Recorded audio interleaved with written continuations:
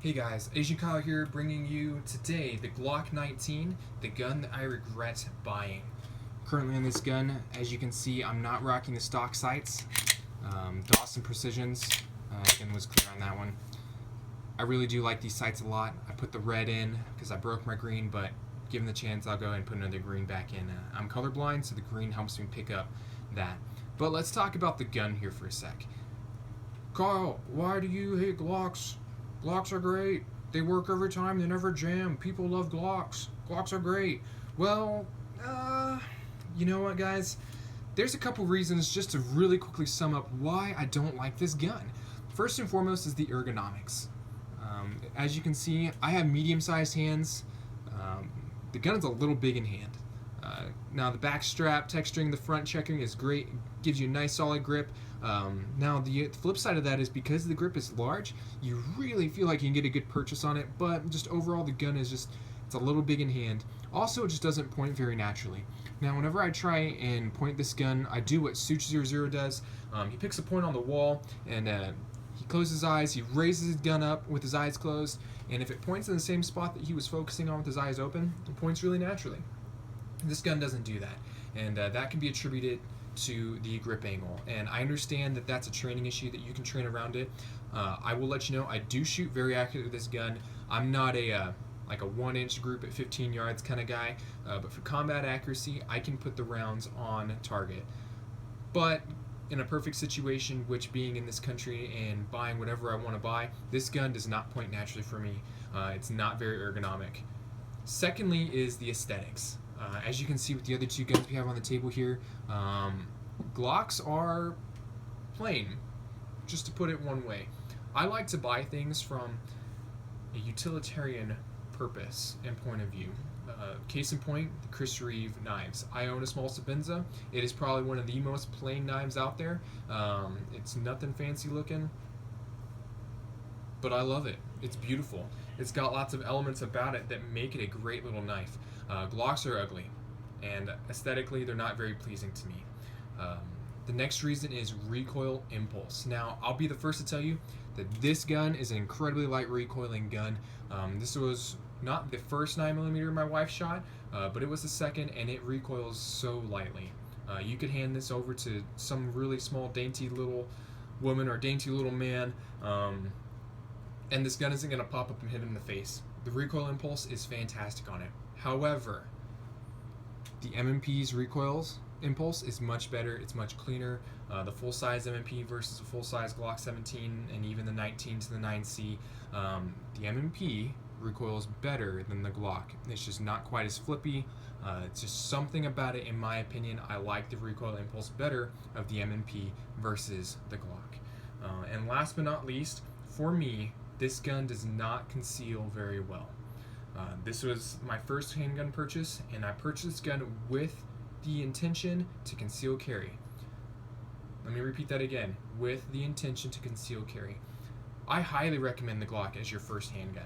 The Glock 19, it's fantastic. It's just big enough to use for home defense. It's fun in the range. It's not super flippy. It's not super heavy. It's not going to come back and bite you. This gun is a fantastic gun, but I regret buying this because I had the purpose of concealed carry. So for home defense, for range, for fun, I recommend this gun. For concealed carry, I recommend going with the Glock 26 if you have to have a Glock. Really briefly, let's just kind of talk about a brief history of Glock Company as well as the Glock 19. Gaston Glock started this company in 1963. This handgun was adopted by the Austrian Army in the 1980s. It made its way over to the U.S. market in 1985, so it's been here for 30 years. Large market share on that. It was adopted into law enforcement as early as 1986. 1 year after coming to the U.S., people were already seeing that this is a fantastic offering. This gun, the Glock 19, in its Gen 1 form, was developed in 1988, and the Glock 19 continues to be the most popular handgun in the U.S. today. For reasons said, it's not that big, it's fun to use in the range, it's great for home defense, you can conceal carry it, but for my body size, it's just not for me. So, why is the Glock so popular?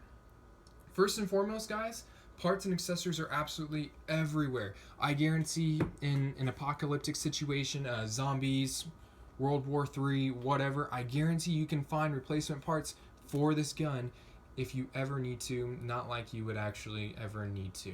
I've never seen a Glock completely just fail on somebody. Now I know they're out there, but that's the case with any mechanical thing. Parts do break on it. So in an apocalyptic situation, I know you can find replacement parts for these guns. Secondly, the reputation. As I stated earlier, 30 years in the United States market, I mean, that is longer than pretty much any other polymer handgun that we have. Definitely longer than the Smith & Wesson, definitely longer than the Springfield. These things are trusted by law enforcement and just regular citizens everywhere. The Glock 19 has a huge reputation, some of which is true, others of which is not. Consistency.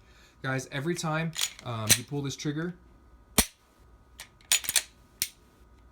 it is the same every single time. And it's the same in pretty much any Glock ever. The saying is, you shoot one Glock, you've shot them all. The trigger is the same everywhere. The ergonomics are the same. The slide is the same.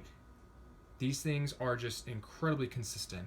Another reason is capacity. Now, this 19 comes with 15-in-1 magazines. However, you can put the 17 as well as the 33 round mags in this gun. The capacity is huge, and that's another reason why I purchased this firearm, with the intention to conceal carry and carry a Glock 17 mag as my backup. There's just, capacity is major. You can get that many rounds and still be this light and this portable. And lastly, it just sits really, really low in hand. Whenever I do my comparison between all the other guns later on, I'll show you how low this sits in hand, but man, look at that. It just sits so low in hand. I have medium-sized hands, so I'm not worried about slide bite or anything. The gun sits really low in hand, and that translates to really low amount of muzzle flip whenever you shoot the gun, as long as you've got proper grip and proper form. The gun is just incredibly awesome. It's very popular, and for really good reasons. Another reason why Glock is so popular is thanks to the media. This gun has been used in movies as well as TV shows now for quite a while. Just to name a few, first and foremost is The Heat with Sandra Bullock. Secondly is Captain America, the Winter Soldier, as we see with the Black Widow holding 2 Glock 26s. On their very front cover, Glock is in the media. Another one is The Last Stand. That gun is used by, I think, basically everybody at some point in time. Another one, the movie Parker. The TV show Criminal Minds, as we see them with all their body armor on, they're rocking the Glock. And lastly, the movie The Fugitive, starring Tommy Lee Jones, and probably the best known quote from that movie being, "Get yourself a Glock and lose that nickel-plated sissy pistol," talking about his Taurus. So Glocks are everywhere in the media, and that's another reason why they're just incredibly popular. But why do I regret buying this gun? First and foremost is the size. Being that I purchased this gun with the intention to conceal carry, it is much larger than its other counterparts. This one being a Smith & Wesson M&P 9C. If we just go ahead and, you know what, let's go and switch over to the flat base plate, since the Glock has its more or less flat base plate as well. Lining up the bottom of the trigger guards. As we see here, just the grip extends further, as well as the slide. Now the slide's not by that much, only about a ½ inch on this one. We'll go ahead, and since the gun's already down, we'll go ahead and then grab the Smith & Wesson, the Springfield XD Mod 2. That direction is a safe direction for all you safety Nazis. The grip is longer on the Glock, and as well as in the barrel and slide. Now we'll go ahead and pick up the guns, and we'll compare them in hand and how they feel. So as we see here, the Glock is taller, or excuse me, the Springfield is taller in the slide. That does translate to a little bit more muzzle flip and just a higher bore axis. Now, with that being said, the Springfield does shoot very well, and it's an incredibly light shooting gun. This is my wife's gun, and she shoots incredibly well with it. Fantastic pistol. Now we'll go ahead and grab the Smith & Wesson. Compare that. There we are. So the Smith & Wesson just a little bit taller than the Glock, but it still sits really low in hands. It's just all three of these offerings, guys, are just absolutely fantastic. We'll go ahead and center up the Glock again, since that's the one we're talking about. The other reason why I don't really like it, guys, is Not necessarily the capacity, but because of how long it is. I bought this gun because I wanted to maximize my bullets for my concealed carry gun should I ever have to use it. Also, magazine compatibility. Glock has magazines everywhere. You can buy 17 and 33 round mags for it. What I should have realized when I bought the gun, and I knew about, but I was just listening to what I wanted, and I bought into the Glock fanboy lie. That Glocks are infallible, that Glocks are the best, that Glock is the place to be, and that you suck if you have anything else. We'll go ahead and take the Smith & Wesson here. Flat magazine. Obviously, it comes with the second one, the pink extension. So that solves the grip length problem that we would have in anything that is not considered full size or more or less full size. Boom, grip problem solved, full finger grip. However, you still only get 12 rounds in one. But we can go ahead and use a 17 round mag, and now look at that. We've got an extended mag just like you would have in a Glock. And that's even true for this Springfield. So there is the 13-in-1 that we see here. It's a nice full-size magazine. Now this is the only hot mag. However, as we see here, chamber empty, safe direction, pull the trigger. So no round is being racked into the chamber. However, when you throw this mag in, now you've got not only a full grip, but you've also got a full-length magazine too. Guys, this mag holds, I want to say more than 16-in-1. Nope. There we go. 16-in-1. Therefore, also destroying the Glock myth that if you want a high-capacity magazine, you can only go with the Glock. Here are just two perfect examples of full-size magazines in compact-size guns, being the Smith & Wesson M&P 9C, as well as the XD or Springfield XD Mod 2 with its fantastic grip zone. So there we are. I just displaced two more myths about Glocks and how awesome they are, that you should only buy a Glock if you want capacity as well. Both of the other guns that I showed you defeat that easily, hands down.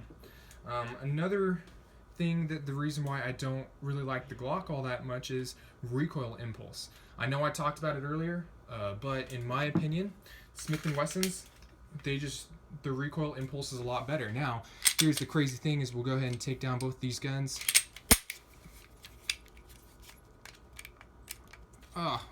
Excuse me.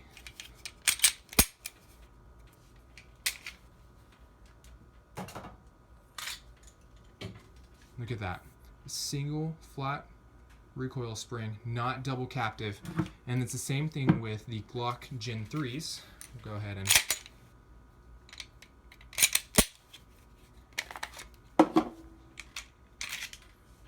same thing. Same recoil spring technology. This one is steel, the Glock is polymer. But for some reason, this gun, the Smith & Wesson just feels a lot nicer whenever you're actually shooting it. The recoil impulse just isn't there as it is with a Glock. Not saying that Glocks are bad, but Smith & Wesson's, in my opinion, recoil a lot smoother. Even though the slide is a little taller, the recoil impulse is better on a Smith & Wesson. It's not as heavy. Just another one of my own personal opinions about the gun is concerned. Another reason is why it how it carries. Like I said, I purchased this firearm as my first firearm with the intention to conceal carry.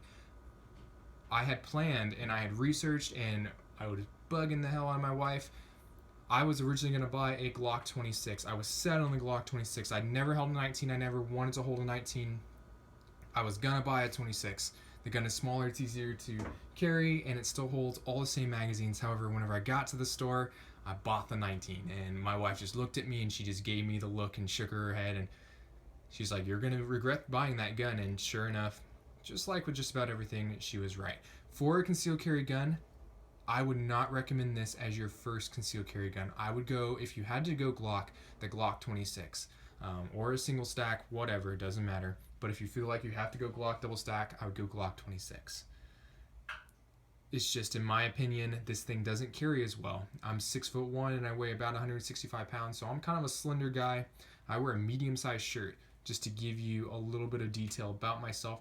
And the only way that I can really carry this and carry it well is appendix style, because if I carry in the 4 o'clock hold, I bend over a little bit, and the grip as well as the back of the slide completely print. It's not that big of a deal in my state. However, you carry conceal so no one knows you have it. And by printing, everybody would see something. They're like, well, something's there. And they're thinking it's probably a cell phone or whatever, but you know it's a gun and it's hard to carry.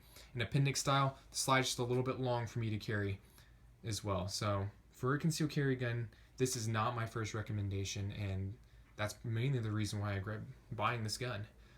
Well, anyways, guys, I really appreciate you for watching. I hope that you take this to heart when considering your own concealed carry gun as well as your first firearm. Again, let me reiterate that for your first gun, I highly recommend a Glock. They're fun to shoot at the range, they're light in recoil.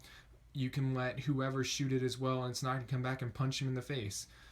However, for your first concealed carry weapon, I recommend that you go with either the Smith & Wesson M&P 9C, the Glock 26, which obviously is not shown on the table, or something like this Springfield XD in either the regular or the Mod 2. Something 3.5 inch or smaller in barrel, guys.